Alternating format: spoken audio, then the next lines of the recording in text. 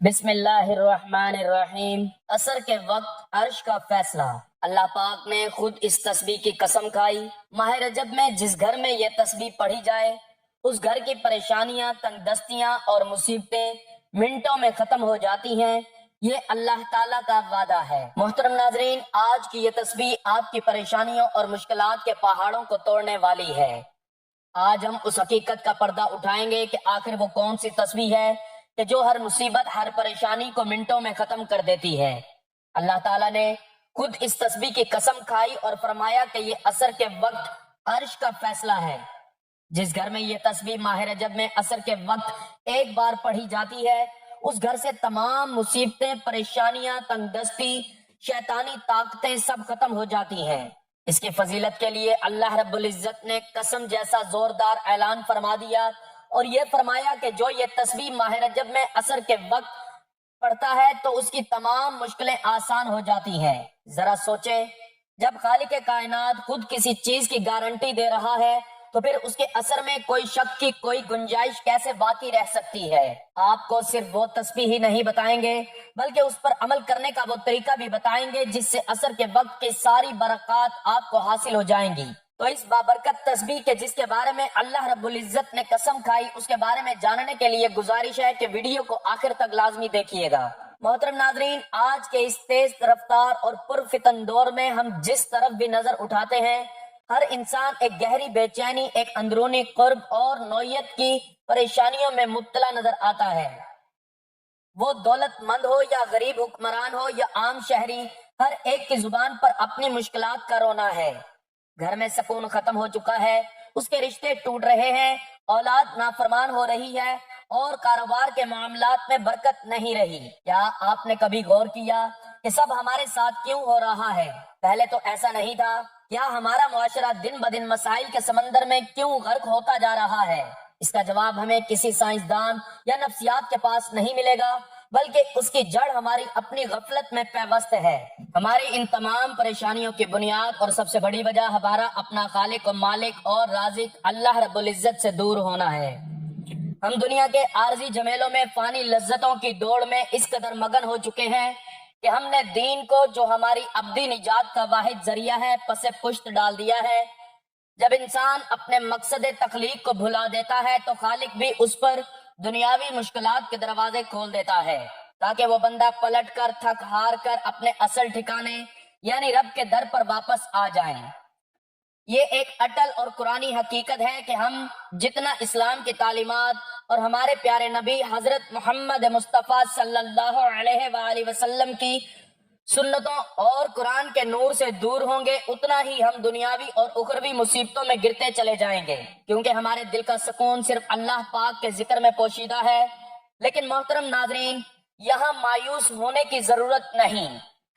اللہ تعالیٰ وہ ذات ہے جو نہایت ہی رحیم و کریم ہے۔ اس کی رحمت کا دامن اتنا وسیع ہے کہ وہ اپنے بندے کی چھوٹی سے چھوٹی نیکی کو بھی قبول فرما لیتا ہے اور اس کے بدلے میں بڑے سے بڑے گناہوں کو معاف کر دیتا ہے۔ وہ 70 ماہوں سے زیادہ محبت کرنے والا، ہر پل ہمیں توبہ اور واپسی کا موقع دینے والا ہے۔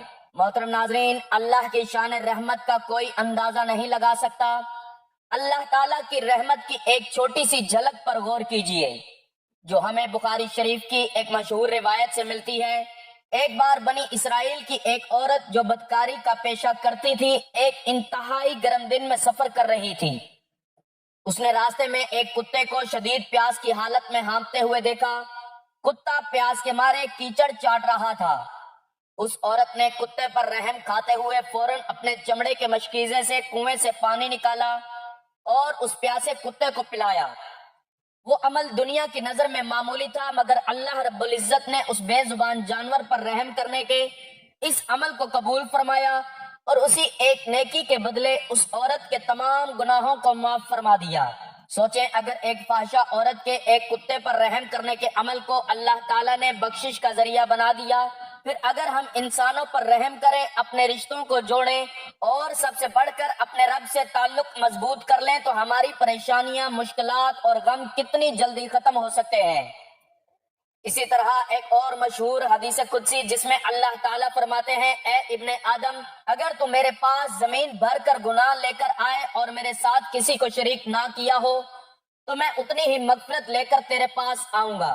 یہ ہے رب کریم کی بڑائی اور غفاریت کی شان۔ وہ تو صرف ہمارے ایک قدم بڑھانے کا انتظار کر رہا ہے، اور اگر ہم نے سچے دل سے رجوع کر لیا تو وہ تمام گناہوں کو دھو ڈالنے کے لیے تیار ہے۔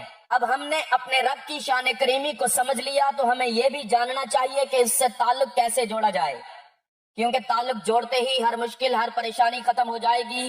اللہ تعالیٰ سے تعلق جوڑنے کا سب سے پہلا اور اہم راستہ 5 وقت کی نماز ہے، جو دین کا ستون اور ایمان کا عملی ثبوت ہے۔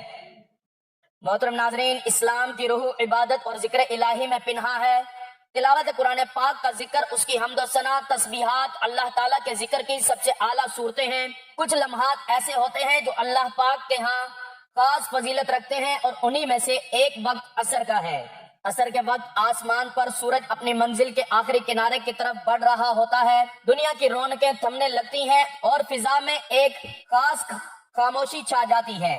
یہی وہ لمحہ ہے جب جنوں کے دروازے ذکر الہی کے لیے سب سے زیادہ نرم ہوتے ہیں۔ اسی سعادت میں عرش کے فیصلے کے وقت جب کوئی اخلاص نیت سے یہ تسبیح پڑھنا شروع کرتا ہے تو رحمت الہی کے دروازے اس کے لیے کھلنے لگتے ہیں۔ اس کی ہر مصیبت، ہر مشکل منٹوں میں ختم ہو جاتی ہے۔ اس کے گرد فرشتے حصار قائم کر لیتے ہیں اور اللہ تعالیٰ کی حفاظت میں آ جاتا ہے، اور شیطان اس کے قریب بھی نہیں آ سکتا۔ حدیث مبارکہ میں یہ بات بارہا بیان ہوئی ہے کہ اللہ پاک کا ذکر اور تسبیحات سے نہ صرف بندے کا دل منور ہوتا ہے بلکہ ان کی تمام مشکلات اور پریشانیاں دور ہو جاتی ہیں۔ حضور اقدس صلی اللہ علیہ وآلہ وسلم نے فرمایا کہ اپنے گھروں کو قبروں کی مانند نہ بناؤ، بلکہ ان میں قرآن کی تلاوت، تسبیحات اور ذکر و اذکار کیا کرو، کیونکہ وہ گھر جس میں یہ عمل کیے جاتے ہیں وہاں اہل آسمان کے لیے گھر نور کی طرح چمکتا ہے، جیسے وہ زمین والوں کے لیے آسمان کے ستارے۔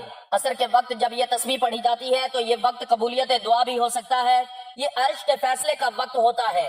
اس گھڑی میں بندہ اللہ تعالیٰ کے قریب تر ہوتا ہے۔ اس کی زبان سے نکلنے والا ہر کلمہ اللہ پاک کے حضور خاص مقام رکھتا ہے۔ حضور اکرم صلی اللہ علیہ وآلہ وسلم کی زندگی اس بات کی عملی مثال ہے کہ کس طرح تسبیحات اور ذکر اور اذکار سے تعلق انسان کی زندگی کو بدل دیتا ہے۔ آپ صلی اللہ علیہ وآلہ وسلم کی تعلیمات ہمیں یہ سکھاتی ہیں کہ اللہ پاک کا ذکر اور تسبیحات کو صرف زبان سے نہیں بلکہ دل سے پڑھا جائے۔ جب بندہ اللہ تعالیٰ کی حمد و ثنا اور اس کا ذکر و اذکار کر کے اللہ پاک کو یاد کرتا ہے تو اس پر خاص عنایت نازل ہوتی ہے۔ اولیاء صالحین بھی ہمیشہ اللہ تعالیٰ کے ذکر و اذکار کے لیے اوقات مقرر کرتے تھے، اور ان میں عصر کا وقت خاص اہمیت رکھتا تھا، کیونکہ یہ وہ لمحہ ہے جس میں دن کا اختتام اور رات کی روحانی ابتدا ایک دوسرے سے ملتے ہیں۔ یہ عرش پر فیصلے کا وقت ہوتا ہے۔ نماز عصر اور عصر کے وقت کی اہمیت اور فضیلت کے بارے میں حضور پاک صلی اللہ علیہ وآلہ وسلم نے متعدد مقامات پر بہت سے ارشادات فرمائے، جن میں عصر کی نماز کی حفاظت کی تاکید کی گئی ہے۔ رسول اللہ صلی اللہ علیہ وآلہ وسلم نے فرمایا، جس نے عصر کی نماز چھوڑ دی اس کے اعمال ضائع ہو گئی۔ یہ حدیث بتاتی ہے کہ عصر کی نماز ایمان اور عمل کی بنیاد ہے۔ جو اس نماز کی پابندی کرتا ہے وہ گویا اپنے ایمان کی حفاظت کرتا ہے، اور جو ترک کرتا ہے وہ اپنے نیک اعمال سے محروم ہو جاتا ہے۔ عصر کی نماز جنت کی ضمانت ہے۔ رسول اللہ صلی اللہ علیہ وآلہ وسلم نے فرمایا، جو شخص فجر اور عصر کی نماز کی پابندی کرے گا وہ جنت میں داخل ہوگا۔ یہ حدیث واضح کرتی ہے کہ عصر کی نماز بندے اور اللہ کے درمیان عہد وفا کے مانند ہے۔ جو بندہ ان دو نمازوں فجر اور عصر کی پابندی کرتا ہے اس کے لیے جنت کی بشارت ہے۔ عصر کے وقت دعا کی قبولیت۔ رسول اللہ صلی اللہ علیہ وآلہ وسلم نے فرمایا، جمعہ کے دن ایک گھڑی ایسی ہے جس میں اگر کوئی مسلمان بندہ نماز پڑھ رہا ہو اور اللہ سے کچھ مانگے تو اللہ تعالیٰ اسے ضرور عطا کرتا ہے۔ صحابہ کرام رضی اللہ تعالیٰ عنہ نے پوچھا، یا رسول اللہ صلی اللہ علیہ وآلہ وسلم وہ کون سی گھڑی ہے؟ آپ صلی اللہ علیہ وآلہ وسلم نے فرمایا، وہ عصر کے بعد کا وقت ہے۔ یہ حدیث بتاتی ہے کہ خصوصاً جمعہ کے دن عصر کے بعد دعا کی قبولیت کے خاص لمحات ہوتے ہیں۔ یہ وقت روحانی طور پر انتہائی بابرکت ہے، لہٰذا عصر کے بعد قرآن کریم کی تلاوت، ذکر و اذکار اور دعا کا اہتمام کرنا قبولیت کا سبب بنتا ہے۔ عصر کی نماز فرشتوں کے گواہ ہونے کا وقت ہے۔ رسول اللہ صلی اللہ علیہ وآلہ وسلم نے فرمایا تمہارے پاس رات اور دن کے فرشتے آتے ہیں اور فجر اور عصر کے وقت جمع ہوتے ہیں، پھر جو فرشتے تمہارے پاس رات گزارتے ہیں وہ اوپر جاتے ہیں تو اللہ تعالیٰ ان سے پوچھتا ہے تم نے میرے بندوں کو کس حال میں چھوڑا؟ وہ عرض کرتے ہیں ہم نے انہیں نماز پڑھتے ہوئے چھوڑا اور نماز پڑھتے ہوئے پایا۔ عصر کا وقت وہ مبارک لمحہ ہے جب فرشتے بندوں کے اعمال اللہ پاک کے حضور پیش کرتے ہیں۔ جو شخص اس وقت عبادت، تلاوت یا ذکر و اذکار میں مشغول ہوتا ہے اس کا حال فرشتے اللہ کے سامنے بہترین صورت میں پیش کرتے ہیں۔ عصر کے بعد نیکیوں کی برکت، رسول اللہ صلی اللہ علیہ وآلہ وسلم نے فرمایا جو شخص کسی نیک عمل پر دن کے اختتام میں قائم رہتا ہے اللہ تعالیٰ اس پر اپنی رحمت نازل فرماتا ہے۔ عصر کا وقت دن کے اختتام کا وقت ہے، یعنی دن کی محنتوں، فیصلوں اور اعمال کا نچوڑ۔ اگر بندہ اس وقت ذکر الہی، تلاوت یا دعا میں مشغول ہو جائے تو گویا وہ اپنے دن کو خیر و برکت کے ساتھ مکمل کرتا ہے۔ نماز عصر کے وقت میں یعنی عرش کے فیصلے کے وقت میں اس تسبیح کو پڑھنے سے نہ صرف گھریلو مسائل حل ہونے لگتے ہیں بلکہ روحانی طور پر انسان کے دل پر سکون اور اطمینان نازل ہوتا ہے۔ اس تسبیح کی خاص بات یہ ہے کہ اسے پڑھنے والا انسان خود بھی اللہ پاک کی رحمتوں کے سائے میں آ جاتا ہے اور اس کے ارد گرد کا ماحول بھی نورانی ہو جاتا ہے۔ یہ تسبیح دلوں کی تنگی کو کشادگی میں بدل دیتی ہے، مایوسی کو امید میں بدل دیتی ہے اور انسان کے اعمال کو ایسے نکھار دیتی ہے کہ وہ اللہ پاک کی خاص نظر کرم کا مستحق بن جاتا ہے۔ محترم ناظرین، آپ ذرا سوچئے، کیا آپ چاہتے ہیں کہ آپ کی تمام مشکلات اور پریشانیاں دور ہوں؟ کیا آپ یہ نہیں چاہتے کہ آپ کے بچے نیک بنے، آپ کے رزق میں برکت ہو اور آپ کی پریشانیاں دور ہوں، آپ کا دل ہر وقت اللہ پاک کے ذکر سے لبریز ہو؟ اگر آپ اس کے طلبگار ہیں تو آپ اس تسبیح کو دل سے سنیں، سمجھیں اور اس عمل کو اپنی زندگی کا حصہ بنا لیں، کیونکہ یہ وہ عمل ہے جس سے نہ صرف انسان کی مصیبتیں اور پریشانیاں دور ہوتی ہیں بلکہ وہ اللہ تعالیٰ اور اس کے نبی صلی اللہ علیہ وآلہ وسلم کے قرب کا حقدار بن جاتا ہے۔ اگر آپ چاہتے ہیں کہ آپ کا دل نور سے منور ہو جائے، آپ کے دل سے وسوسے، اندھیرے اور غم کے بادل چھٹ جائیں اور آپ کی زندگی میں سکون آ جائے تو آپ نے عرش کے فیصلے کے وقت یعنی عصر کے وقت اس عمل کو لازمی کرنا ہے اور اس کے اثرات آپ خود دیکھیں گے۔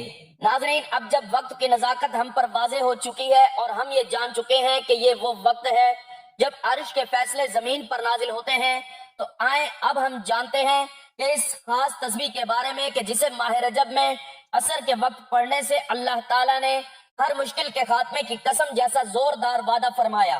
آپ نے اس عمل کو پورے دھیان اور اللہ پر کامل یقین کے ساتھ سننا ہے، کیونکہ یہ عمل مختصر ضرور ہے مگر اس کی طاقت اور تاثیر غیر معمولی ہے۔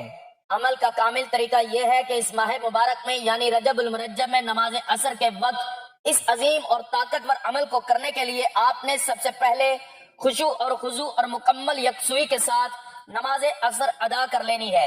اس کے بعد سجدے کی حالت میں خوب گڑ گڑا کر اپنے رب سے اپنی مشکلات کا ذکر کرنا ہے اور اگر ممکن ہو تو آپ نے اتحیات کی شکل میں بیٹھ جانا ہے۔ پورا دھیان، پوری توجہ اور کامل یقین صرف اللہ رب العزت کی ذات پر مرکوز ہونا چاہیے اور اپنے دل میں یہ یقین رکھنا ہے کہ میرا رب میری ہر آواز سن رہا ہے اور میری مشکل کو دور کرنے کی طاقت رکھتا ہے۔ اس کے بعد آپ نے عمل کا آغاز کرنا ہے اور آپ نے پیارے آقا رسول اللہ صلی اللہ علیہ وآلہ وسلم کے ذات اقدس پر 3 مرتبہ درود ابراہیمی پڑھنا ہے۔ وہی درود جو ہم نماز میں پڑھتے ہیں، ثواب کے طور پر میرے ساتھ بھی 1 مرتبہ درود ابراہیمی پڑھ لیں۔ اللہم صلی علی محمد وعلی آل محمد کما صلیت علی ابراہیم وعلی آل ابراہیم انک حمید مجید۔ اللہم بارک علی محمد وعلی آل محمد کما بارکت علی ابراہیم وعلی آل ابراہیم انک حمید مجید۔ یہ درود پڑھتے ہی آپ کا پورا عمل اللہ پاک کی بارگاہ میں قبولیت کا لباس پہن لے گا۔ جیسے ہی آپ درود پاک پڑھ لیں اس کے بعد فوراً بعد آپ نے اللہ رب العزت کے 99 بابرکت ناموں میں سے ایک بہت ہی عظیم نام یا رحمانو کی مکمل ایک تسبیح پڑھ لینی ہے۔ یا رحمانو کے ذکر کی فضیلت کا کیا کہنا، یہ نام اللہ تعالیٰ کی وسیع رحمت کو ظاہر کرتا ہے۔ جب آپ اس نام کو عصر کے وقت پورے یقین کے ساتھ پکارتے ہیں تو آپ اللہ کی اس صفت کو متوجہ کرتے ہیں جس سے پوری کائنات سیراب ہو رہی ہے۔ یہ ذکر آپ کے دل کو سکون عطا کرتا ہے، آپ کے گناہوں کے بوجھ کو ہلکا کرتا ہے اور آپ کو اللہ پاک کی دائمی رحمت میں لے آتا ہے۔ یا رحمان کی تسبیح مکمل کرنے کے بعد آپ نے قرآن کریم کی سب سے چھوٹی اور سب سے بابرکت سورت सूरत अल-कौसर की 7 मरतबा तिलावत करनी है। बिस्मिल्लाहिर्रहमानिर्रहीम, इन्ना अअतैनाकल कौसर फसल्लि लिरब्बिका वनहर, इन्ना शअनियका हुवल अबतर। ये सूरत मुख्तसर जरूर है मगर ताकत और तासीर ऐसी है कि हर बदख्वाह, हर दुश्मन और हर रुकावट को खत्म कर देती है। सूरत अल कौसर का मायनी है कसरत की भलाई, और जब आप इसे पढ़ते हैं अल्लाह ताला आपको दुनिया में भी हर किस्म की भलाई अता फरमाता है और आखिरत में भी कौसर के हौज का वादा है। जब आपने ये सूरत मुबारक पढ़ लेनी है तो उसके बाद दुआए यूनुस पढ़नी है, जिसके पढ़ते ही हजरत यूनुस अलैहिस्सलातु वस्सलाम की सख्त तरीन मुश्किल का खात्मा हो गया। आपने ला इलाहा इल्ला अंता सुब्हानका इन्नी कुन्तु मिनज़ ज़ालिमीन इस दुआ की मुकम्मल एक तस्बीह पढ़ लेनी है। इस तस्बीह की फजीलत के बारे में हमारे प्यारे नबी सल्लल्लाहु अलैहि वसल्लम ने फरमाया कि जो मुसलमान भी अपनी किसी हाजत या परेशानी में ये दुआ करे अल्लाह पाक उसे जरूर कबूल फरमाएगा। जब अर्श के फैसले के वक्त इस तस्बीह को पढ़ते हैं तो दिल से निकलते हुए ये अल्फाज सीधे अर्श इलाही तक पहुंचते हैं। ये तस्बीह आपके तमाम मुश्किलात, परेशानियों और तंगदस्तियों को इस तरह खत्म कर देती है जिस तरह से उसने हजरत यूनुस अलैहिस्सलातु वस्सलाम को मछली के पेट की तारीकियों से निजात दी। जो ही आप ये तस्बीह 100 मरतबा की तादाद में पढ़ लें तो आखिर में आपने वही दुरूद पाक पढ़ना है जो शुरू में पढ़ा था। मोहतरम नाजरीन, ये अमल मुख्तसर जरूर है मगर ये इतना ताकतवर और इतना मौसर है कि जो लोग भी इसे अल्लाह पर कामिल यकीन और भरोसे के साथ अदा कर लेते हैं, अल्लाह करीम उनकी तमाम मुश्किलात को, तमाम परेशानियों और गमों को दूर फरमा देता है। बिलखसूस अर्श के फैसले के वक्त यानी असर के वक्त ये तस्बीह पढ़ने वाले के लिए अल्लाह पाक के खसूसी इनामात हैं।